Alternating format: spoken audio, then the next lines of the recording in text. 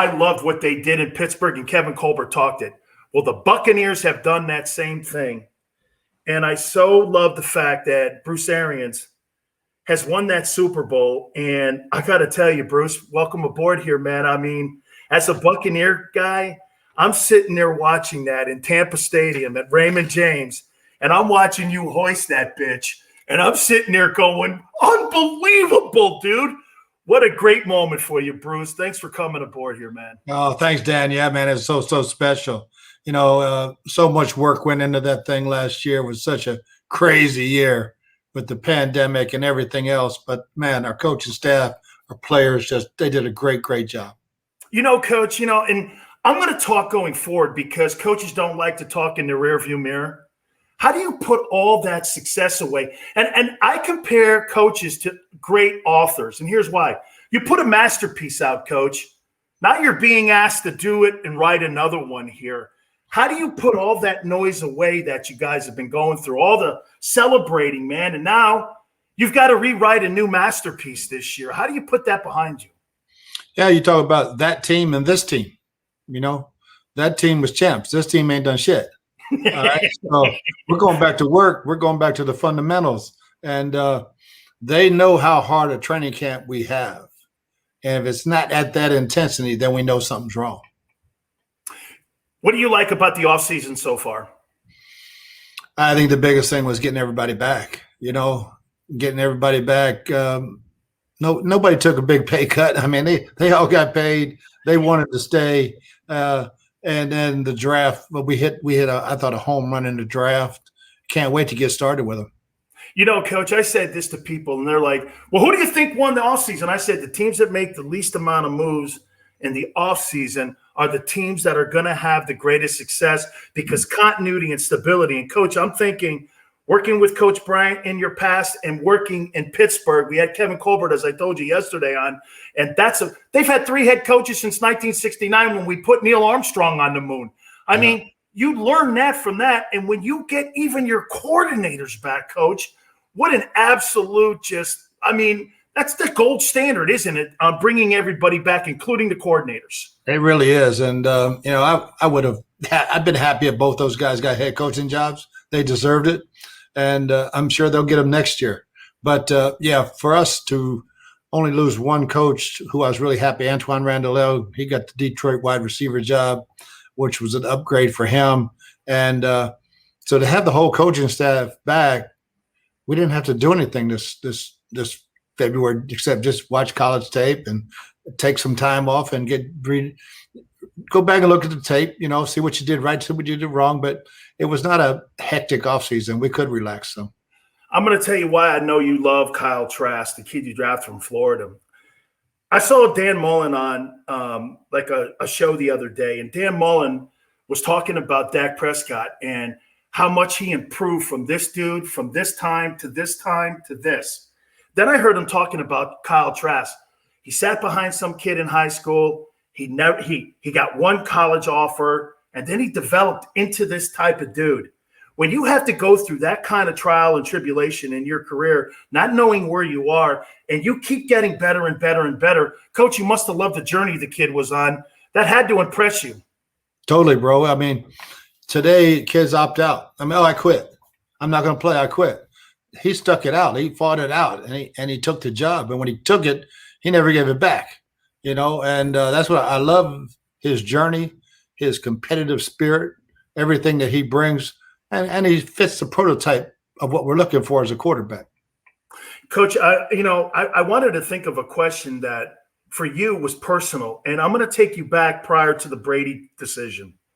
You're a guy that's had personal relationships with guys like Roethlisberger and Andrew Luck, and go through all the litany of guys that you have had. And the number one thing that Jimmy Johnson taught me, and even Ray Perkins, a coach has to have a personal relationship with each and every single guy if he's going to be constructive, and sometimes to be a little bit destructive in telling the kid that sucks, and that's your MO. Well, you built that relationship up with Jameis Winston. How tough personally was it for you? You sat in the same room with the kid for 14 hours a day. You sat there and you had his back. You told him, and then all of a sudden Brady became available. Personally for you, Coach, How tough was that to go like this? Damn, I really love this kid, because everyone knows you love the kid. You did. However, you had to look at what was best for the Buccaneers and for the rest of the 52 guys in the locker room. How tough was that for you? That was really hard. I mean, no one works any harder than Jameis. You know, I had a football camp in Birmingham years ago, and I think he was in the ninth grade. He came and he won the quarterback competition. And so I've known him for so long and known about him. My son was at UAB when he was a legend in high school. So, yeah, it was hard. I wanted to see him succeed. But like you said, there's 52 other guys on the roster. And, you look and see what's behind door number 2 at every position in the offseason. Does it make you better? Then you have to set the personal aside. And, our players, everybody in our locker room still loves Jameis that played with him and have all the respect in the world and wish him well. But when Tom came available, it was the missing ingredient for us to win a Super Bowl. Absolutely. And, Coach, I want to go to the season because I remember the Chicago game. Everybody's always looking at, kissing cheerleaders and cashing paychecks. Things are going great. But to me, adversity is when you really find out. And that was that Chicago game. I saw Brady bitching. And I've heard people in New England tell me, and Jimmy Johnson used to tell me when Belichick would go down to the fishing trip, he would say that we've got to do this. Too many pre-snap penalties, too many offsides, too many holding. I'm overthrowing the ball. And that's kind of what people didn't see or hear maybe when he was on the bench there. The next game, I think you guys had a bye. Then the next game, no pre-snap penalties, no offsides, no turnovers. Was that the catalyst, you think, when everybody started to see at that moment, hey, dude, we have really a great opportunity here, but we got to right the ship here? There's no doubt. We preached about it for a year and a half. And then that game was the culmination of totally beating ourselves. And it's like, either you guys are going to decide. Now, Tom did go off on the sideline with a couple other people, but in the locker room before we left that stadium, I looked at every guy and said, look, you got to make a commitment to each other that you're going to quit beating yourselves, because we got plenty of talent to beat anybody that we play, but you're not going to beat anybody beating yourself. So we went from one of the most penalized teams to one of the least penalized teams in 1 week. Coach, let me throw this out. And, I get asked this question, what do you think separates Brady from everyone else? And I said this, and maybe you see it. I said he's the greatest freaking teammate I have ever seen in my entire life when it comes to communicating, maybe even with the most difficult dudes. This guy had Aaron Hernandez next to him in his locker. He had Antonio Brown. He had Corey Dillon. He had all the guys who maybe had a couple dents in the fender, Coach, but he had these guys. He connect with those guys, and then he could connect with guys like Gronkowski. I mean, his brain on being able to see the game and being able to take all the intel and to just use it and know where everybody goes. But the greatest asset has to be his teammate. He's a great teammate. Yeah, you don't know that unless you're in the locker room with him. And, when you reevaluate things and you say, oh, he can make every throw still, he's fiery, he's competitive, he's smart. But until you see him with a young player, I would tell a young player, hey, man, you're not pumping your arms out. They're going dead out of your break. So you're standing up. And he'd do it again. Tom would go, hey, man, you're not pumping your arms out of the break. You're dropping you need to drop your hips. Okay, Tom, I'll go do it. And they do it. It's great coaching points. I would tell him to go tell them, all right, because they ain't listening to me. Absolutely. A couple more questions for Bruce Arians, the head coach of the Buccaneers. All right, Coach, you know what? There was a lot of conversation, and I know people that have played with you and I know people that have worked with you. Tom Platt's one of my favorite Hurricane guys in the history of Miami Hurricanes. He goes, make sure, I'm a Cane. I remember when you had him on your staff in Arizona. Dude, Tom Platt's my boy, man. I love that. Tell me the biggest influence you think you had on Tom Brady's career. Oh, I don't know. That's probably a question for him. On I know what he's brought to all of us, and he's just one of the guys, And but for me, he saw the game through a different lens. Huh? He'd done the same thing for over 20 years, and we don't do it that way. And I think for him, it was refreshing to see it done a different way. Coach, do you think he kind of gave you a new spark too when you saw his philosophy? Because here's Coach Arians, Let's get that bitch down the field, man. I'm chucking that baby. Tom's more methodical outside of having Randy Moss coach. This guy wasn't really a guy throwing them 20-yard bombs. He was more intermediate in the slot, in the seam. He was more that stuff. And then you maybe even had to do this. All right. So this guy doesn't want to get the ball too deep down the field. Let's be statesmen and come together here. Do you think that's a fair compromise you guys had? No, I think it was very fair. But when you look at the last 8 games, we were pushing it down the field a lot. And also taking – we had a good feel for the whole offense.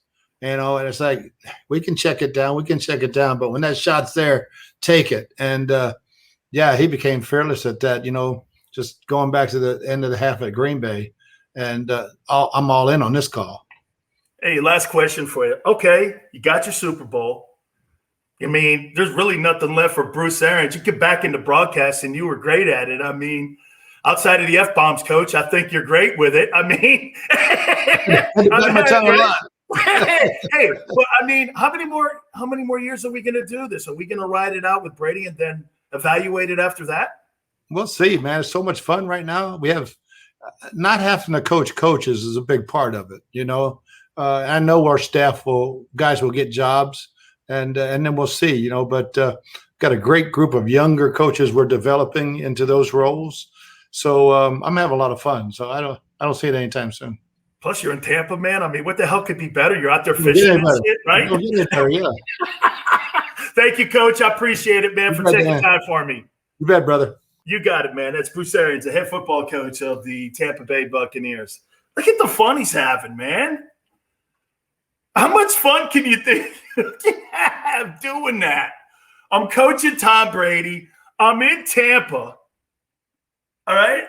What the hell else fun can you have, man? I mean, dude, man. Hey, and by the way, I do think that that's the essential part of this whole thing here is the fact that they get all 22 guys back, all right?